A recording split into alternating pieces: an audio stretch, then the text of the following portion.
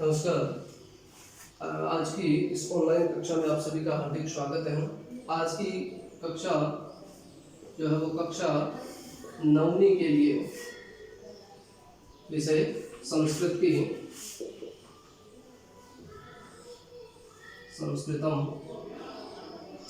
आज की कक्षा में हम अनुवाद प्रकरण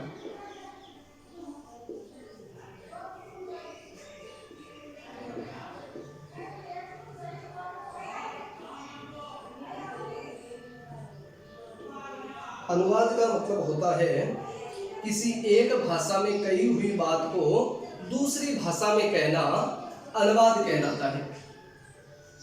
किसी एक भाषा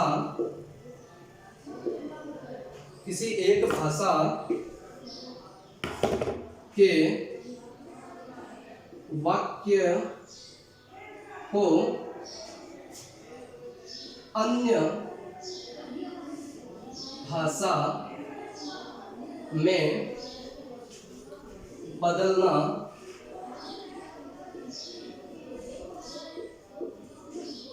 अनुवाद कहलाता है।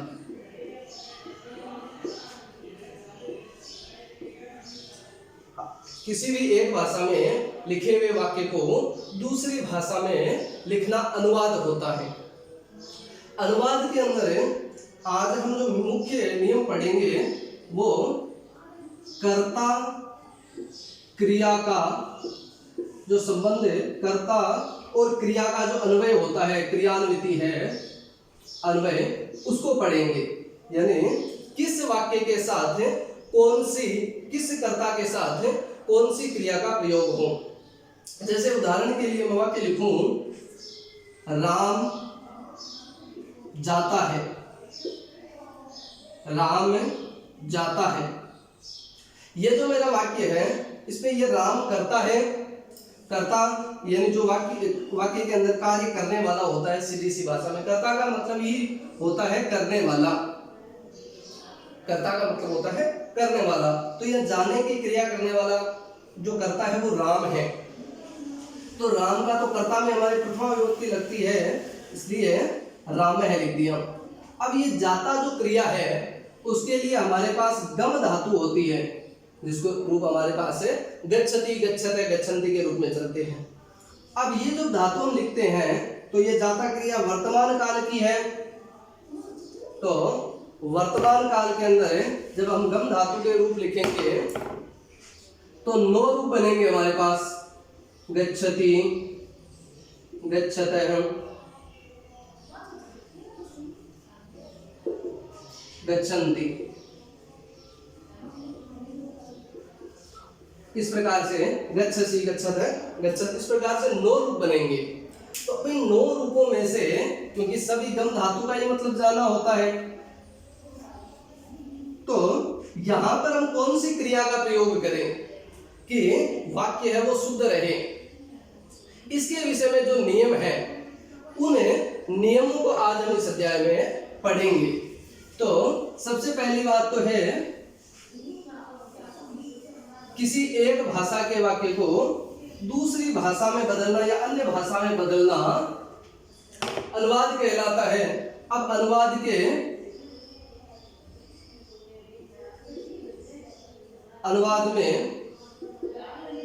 या संस्कृत अनुवाद में कर्ता क्रिया का नियम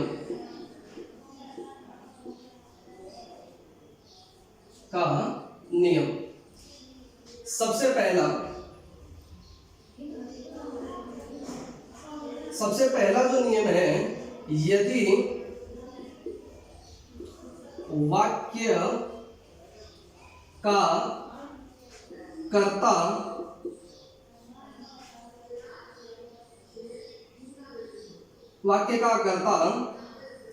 अहम, आवाम अथवा अथवा वयम हो तो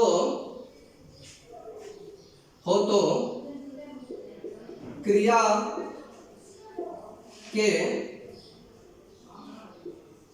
उत्तम पुरुष का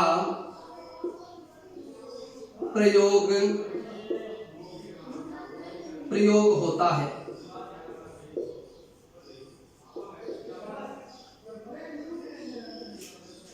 यदि वाक्य का कर्ता अहम, आवाम अथवा वयम, ये तीनों ही अस्मत् शब्द के कर्ता है। अस्मत् के प्रथमा विभक्ति में एक वचन में अहम, द्विवचन में आवाम और बहुवचन में वयम बनता है।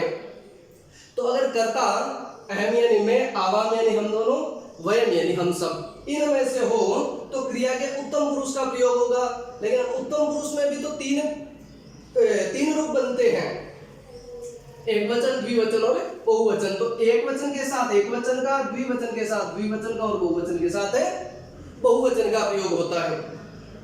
दूसरा जो इसमें नियम है, यदि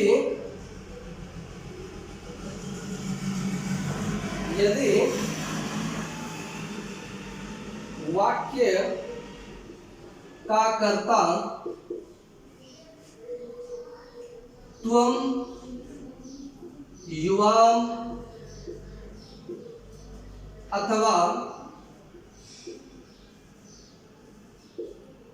अथवा यूयम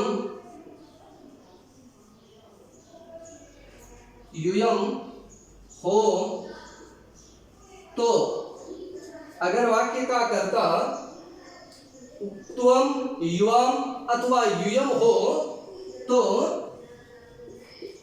क्रिया के मध्यम पुरुष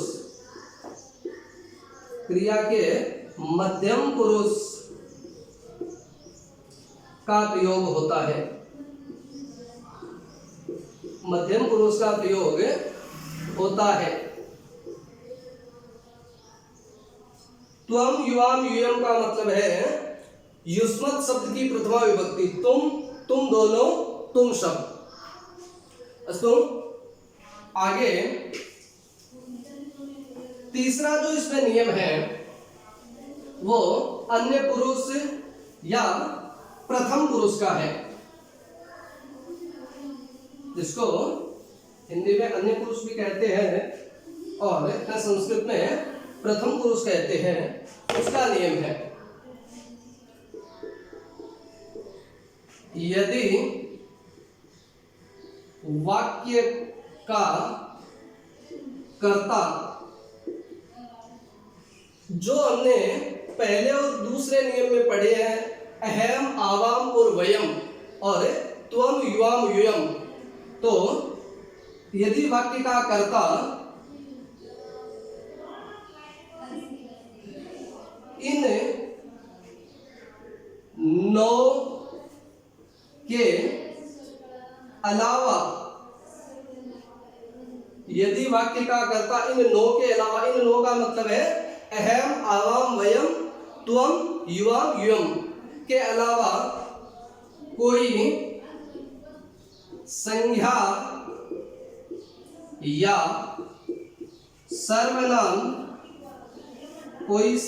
या सर्वनाम, पद हो तो क्रिया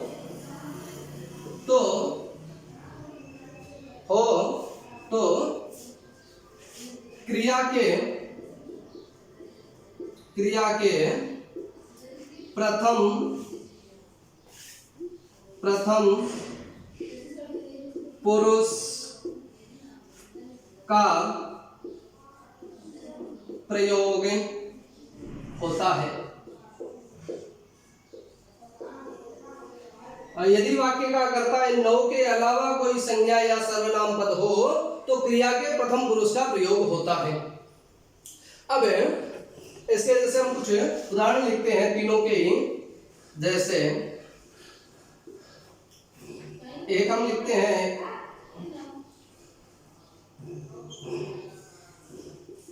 मैं पढ़ता हूं रमेश खेलता है।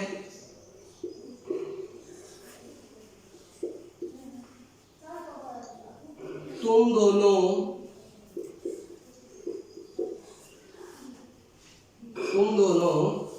जाते हो।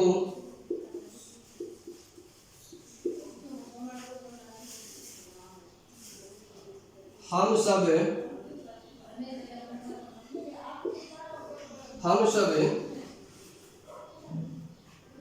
लिखते हैं।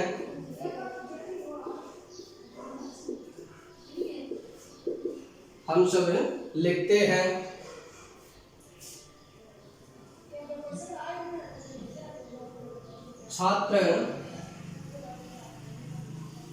छात्र पढ़ते हैं। चलिए इतने वाक्य लिखे हमने। मैं पढ़ता हूं, इसमें पढ़ने वाला कौन है? मैं। कर्ता मैं है, तो मैं यानी अस्मत् शब्द का पढ़ता है। कितने पढ़ते हैं? एक व्यक्ति पढ़ता है, एक बालक पढ़ता है, तो एक वचन में। तो मैं को क्या कहेंगे हम? एक वचन तो अहम कहेंगे। अस्मत् शब्द का करता है तो अहम पढ़ता हूं। अब हमें ये पठ धातु के जो 9 रूप हमारे सामने प्रस्तुत हो रहे हैं, पठती, पढ़ते, पठंती, पठसी, पठते, पठत, पठामी, पठाव, पठामह, इन 9 रूपों में से कौन सा प्रयोग इसके साथ करना चाहिए? तो हमारा जो नियम वो क्या कहता है कि अगर कर्ता अहम, आवाम और वयम, तो ये अहम है, इसका मतलब है उत्तम पुरुष का प्रयोग करना है। तो उत्तम पुरुष में कौन से वचन का प्रयोग करेंगे? तो उत्तम पुरुष के एक वचन का प्रयोग करेंगे, क्योंकि ये एक वचन है। तो क्या हो जाएगा वाक्य? अहम पठामी। बाकी क्या होगा? अहम पठामी। दूसरा वाक्य देखते हैं, रमेश खेलता है। तो रमेश तो करता है, एक वचन है, तो हम क्या लिखेंगे? रमेश। अब इसको प्रथमा विभक्ति में क्या बनता है? अकारांत शब्दों में विसर्ग लगता है, तो रमेश है। खेलता है, रमेश अहम, आवाम, वयम तीनों में से कोई नहीं है। त्वम, युवाम, युयम इन तीनों में से भी नहीं है। सॉरी, एक यहां पर थोड़ी सी इन, क्योंकि त्वम, युवाम, युयम और अहम, आवाम, वयम ये 6 हुए, तो इन 6 के अलावा, इन 6 के अलावा त्वम, युवाम, युयम और अहम, आवाम, वयम ये 6 ही कर्ता हुए ना। इन 6 कर्ता के अलावा यदि कोई कर्ता होता है, तो या कोई भी संज्ञा या सर्वनाम कर्ता होता है, तो प्रथम पुरुष का प्रयोग होता है। अब यहाँ पर न तो अहम, आवाम, वयम है, न त्वम, युवाम, युयम है, तो क्या कोई अन्य ही है? इन 6 के अलावा है, तो कौन से पुरुष का प्रयोग करेंगे? प्रथम पुरुष का। प्रथम पुरुष एक वचन, तो खेलता है तो खेलती, खेलती या क्रीडती। क्रीड धातु भी होती है खेलने में, क्रीडती। रमेश है खेलती अथवा क्रीडती। तुम दोनों, तुमको क्या कहते हैं? तुम, और तुम दोनों यानी द्विवचन में प्रयोग है। दो संख्या विशेष का प्रयोग किसमें होता है? द्विवचन में। तो तुम दोनों है यहाँ पर है, तो तुम दोनों को क्या कहेंगे? युवाम। क्या कहेंगे? युवाम। अब देखिए यहाँ पर कर्ता जो है वो है त्वम, युवाम, और हमने क्या लिखा था? त्वम, युवाम और युयम में से कोई कर्ता होगा तो क्रिया के मध्यम पुरुष का प्रयोग होगा। अब जाने के अर्थ में गम धातु के मध्यम पुरुष का प्रयोग करना है, तो गच्छति, गच्छते, गच्छन्ति, गच्छसि, गच्छते, गच्छत। मध्यम पुरुष द्विवचन का, तो क्या हो जाएगा? गच्छत है। क्या होगा? गच्छत है। युवाम गच्छत है। हम सब लिखते हैं। हम सब, मैं का बहुवचन क्या होता है? हम। मैं का बहुवचन क्या होता है? यहाँ पर ये बात भी स्पष्ट रहे कि हिंदी में द्विवचन नहीं होता है, इसलिए हमें दोनों आदि शब्द प्रयोग करने पड़ते हैं। लेकिन संस्कृत में अपने युवाम ऐसा ये जो है वो स्पष्ट यही कर देता है कि तुम दोनों ही इसका अर्थ है, द्विवचन है, इसलिए यहाँ पर दोनों जैसे शब्द लगाने की आवश्यकता नहीं होती। हम सब को कहेंगे वयम।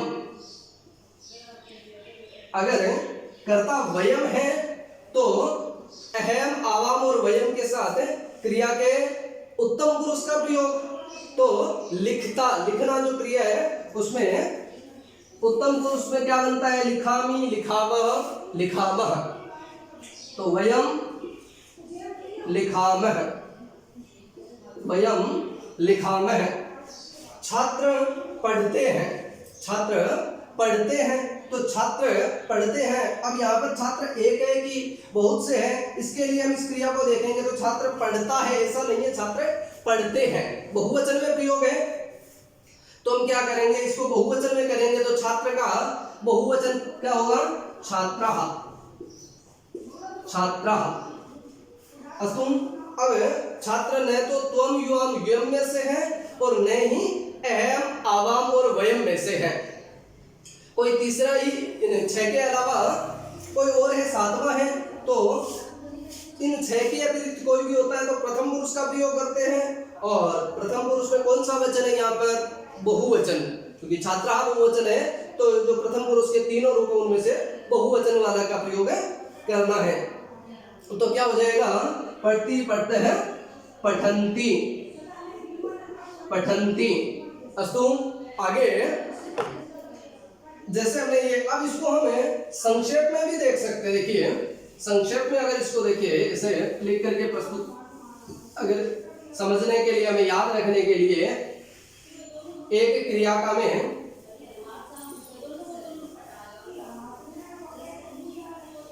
इधर में 9 कर्ता रूप लिखता हूं। कर्ता रूप मैंने लिखे, एक तो मैंने लिख दिया यहां पर शह, तौ, ते। एक मैंने लिख दिया त्वम, युवाम और युयम। और एक मैंने लिख दिया अहम, आवाम और वयम। ये 9 मैंने कर्ता के रूप लिखे हैं।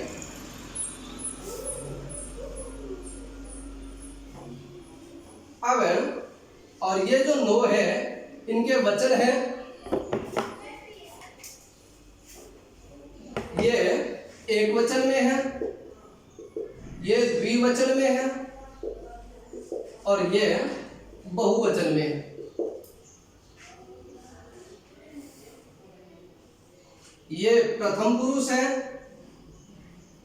ये मध्यम पुरुष है, ये उत्तम पुरुष है। अब देखिए ऐसे ही मैं किसी धातु के रूप लिख देता हूं, जैसे पठना, पठ धातु है, उसके मैं लट लकार में रूप लिखता हूं। तो इसी प्रकार से 9 रूप बनेंगे मेरे पास। पठती, पठतः, पठन्ति, पठसि, पठतः, पठत, पठामि, पठावः, पठामः। ये मैंने, ये एक वचन, ये द्विवचन और ये बहुवचन, ये मैंने इसके रूप लिखे हैं पठ धातु के। ये प्रथम पुरुष है, ये प्रथम पुरुष, ये मध्यम पुरुष, ये उत्तम पुरुष। ये जो मैंने लिखे, ये एक तरफ मैंने कर्ता लिख दिए, एक तरफ मैंने ये कर्ता पद है और ये क्रियापद है। इसको हम संख्या देकर के इस नियम को निर्धारित कर सकते हैं, जैसे 1 2 3 4 5 6 7 8 9 और इधर भी क्या है 1 2 3 4 5 6 7 8 9। अब हमें कोई भी वाक्य बनाना है तो यहाँ पर सह तऊ ते का मतलब है, ये मैंने एक उदाहरण के रूप में लिखे, बाकी इन 6 के अलावा 7वां कोई भी एक वचन में, जैसे यहाँ पर राम भी आ सकता है, यहाँ पर बालिका भी आ सकती है, यहाँ पर छात्र भी आ सकते हैं, यहाँ पर रमेश सुरेश महेश इत्यादि कुछ भी आ सकते हैं, यहाँ द्विवचन का उसका और यहाँ बहुवचन का। अब अगर हमें वाक्य बनाना है, जैसे वापिस में कुछ उदाहरण लिखता हूं, बालक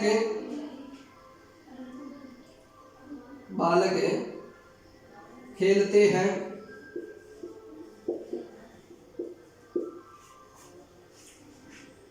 हम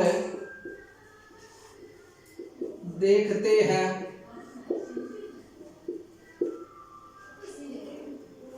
तुम पढ़ते हो और राम जाता है। ये मैंने कुछ उदाहरण लिखे। यहाँ बालक, ये बालक इन नीचे वाले 6 में से कहे नहीं, यहाँ पर सह का मतलब क्या है कि इन 6 के अलावा कोई 7वां होगा, तो ये बालक 7वां है। ये 1 नंबर वाले में से आ रहा है, तो इधर की भी क्रिया वाला जो है वो 1 नंबर वाला रूप लिख देंगे। ठीक है, तो बालक का क्या हो जाएगा, बालक है।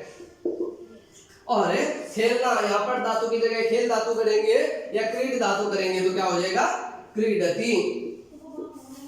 क्या हो जाएगा, क्रीडति। ऐसे ही हम यानी ये वयम, ये 9 नंबर वाला आ रहा है, ये 9 नंबर वाला है, हमको क्या कहेंगे, वयम कहेंगे। ये 9 नंबर वाला है, तो ये इसको भी हम देखना धातु, देखने के अर्थ में जो दृश्य धातु है, दृश्य धातु होती है देखने के अर्थ में, उस दृश्य धातु का हम 9 नंबर वाला रूप लगाएंगे। तो यहाँ पर हमने लगाया वयम, तो यहाँ पर दृश्य धातु का 9 नंबर वाला रूप क्या बनेगा, यहाँ पर दृश्य धातु के जो लट लकार में रूप है वो पश्यति पश्यता के रूप में चलते हैं, तो क्या हो जाएगा यहाँ पर पश्यामः। ये 9 नंबर वाला है, तो ये भी 9 नंबर वाला, वयम पश्यामः। तुम पढ़ते हो, तो तुमको क्या कहेंगे, तुम कितने नंबर वाला है, 4 नंबर वाला, तो इसमें हम 4 नंबर वाली क्रिया रूप प्रयोग करेंगे, तो पठ धातु के रूप लिख रखे हमने, तो क्या हो जाएगा, पठसी। क्या हो जाएगा, पठसी। राम जाता है, तो राम करता है, तो राम है।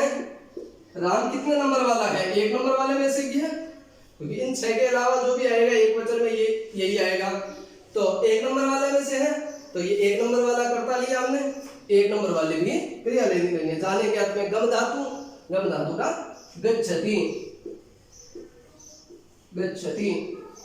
इस प्रकार से हम किसी भी वाक्य का, जैसे आवाम पठावे है 8 नंबर के साथ, इन्हीं में से हमें यूयम पठत, युवाम पठत है, यह वाक्य में सीधे बना सकते हैं।